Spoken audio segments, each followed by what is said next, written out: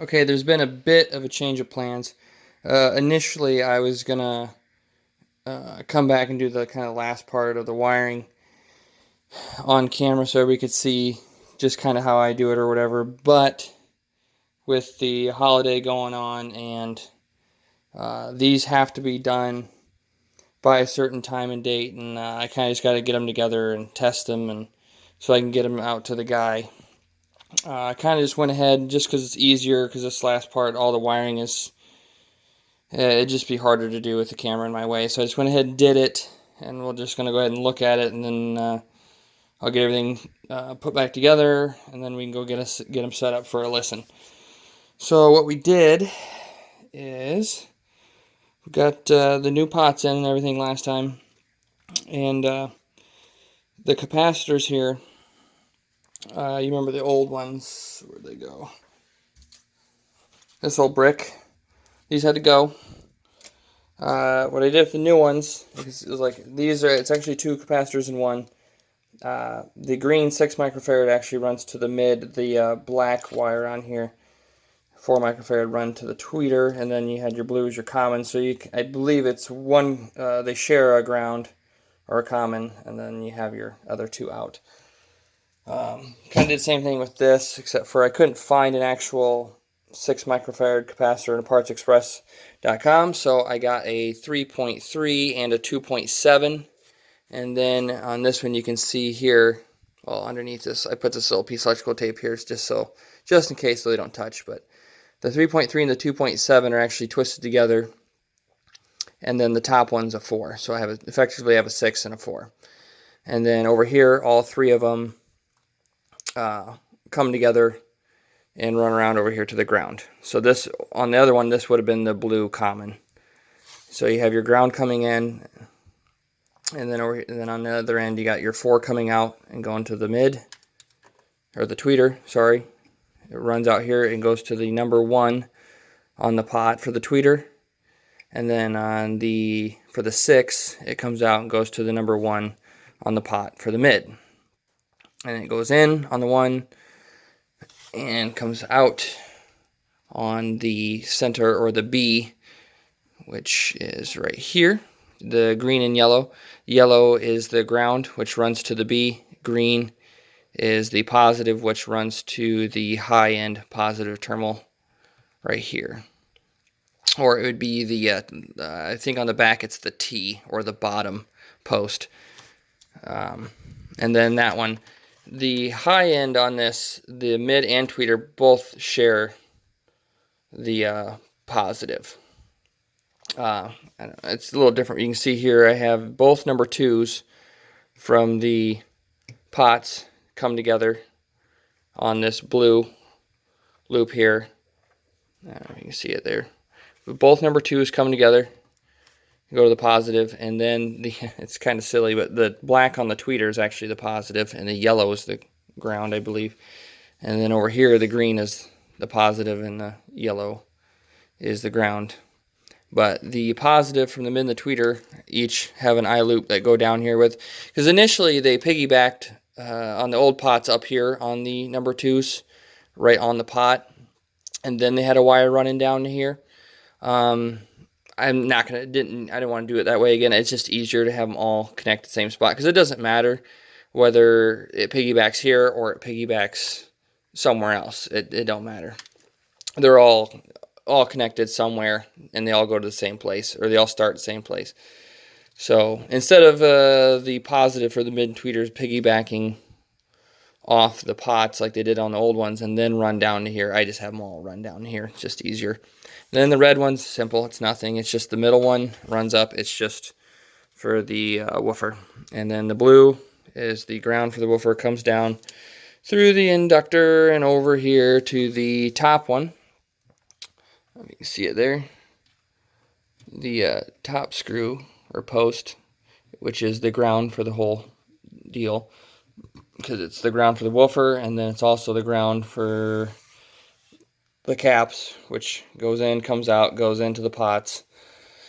In the pots, in the B, or sorry, in on number 1 on each pot, and then out on the B to each driver. Let's see, this middle one's a B, and this one, or no, this one's a B. It comes up here and connects to the yellow, and this middle one comes up here and connects to this yellow.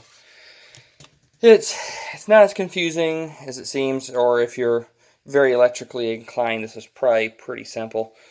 I know for some people this is probably a bird's nest, and I have no idea, which is why there's people, I guess like me, that will take the stuff on and fix it for other people, whatever. But, yep, everything. And then the pots, I don't know, it just might work out. The 3 ports or terminals on them, the original ones, they were on this side, so I kind of put them the same way. And when you turn the dials on the back, they seem to line up the same way as the old ones, as far as where they start and end, or start and stop, whatever. You might have to move them a little bit and adjust them, and then you can also turn the arrow. Let's see here. So you come with the kit they give you a bunch of these wire nuts and these little turn dials. They go on the back that you can tighten down, and they give you a little bit of a pointer. As you can see, this one's already back together, and I was testing it just to make sure everything was working okay. And then you can see on the back here, I just have some clips hooked to it, but there's the knobs. Ugh. After they're on, and then the original little wire jumper that they put on here, the bare wire jumper, I always get rid of that, and I just take a piece of like 16 or 18 gauge speaker wire and some of these loops, whatever you want to call them, and put them on there. And then I always take like a Sharpie or color code these. The one is your ground or black, and then these two are both positive. This is the woofer's positive, and this is the high-end mid-tweeter's positive. And making them red for the, I don't know, I'd say the average person that's not going to know what to do with 3 terminals on here, this kind of makes it a little easier. But, yep, we'll get them put back together and all ready to go, and we'll get them set up and see if we can have a listen. Okay, the speakers are finally back together, and I got them set up here in the bedroom just on some office chairs to kind of get them up off the floor, and office chairs isolate fairly well. And just for this video, I'm just going to use my Sony V333ES, and let's see, I got it rigged up. I made some adapters here with some 16 gauge cable and some cabinet binding posts so I could use my fatty wires on them. And then I got the Harbor Freight Special sound blankets on the walls. And we'll get set up here so we can have a listen. For the era of these speakers, this is why these speakers don't need to be thrown away. When they're repaired properly, they still just sound awesome for what they are. You know, for a sealed enclosure, granted it is a 10, but a sealed enclosure and everything, they still put out a really nice low warm bass.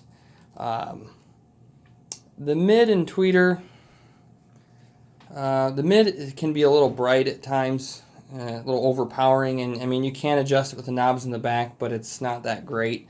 You turn it down below half and it kind of almost seems like it's muffling the mid, and then you go above half and it just gets even brighter and more overpowering. And the mid seems to, in some songs, it seems to really overpower the woofer and the tweeter. But with, I don't know, with an EQ and some messing around with the knobs on the back, you can kind of dial it in. I have, for this setup, I just have the knobs, the mid and high knobs on the back just set halfway. And then the Sony is just running straight 2-channel stereo, no EQ, nothing, just straight through. But yeah,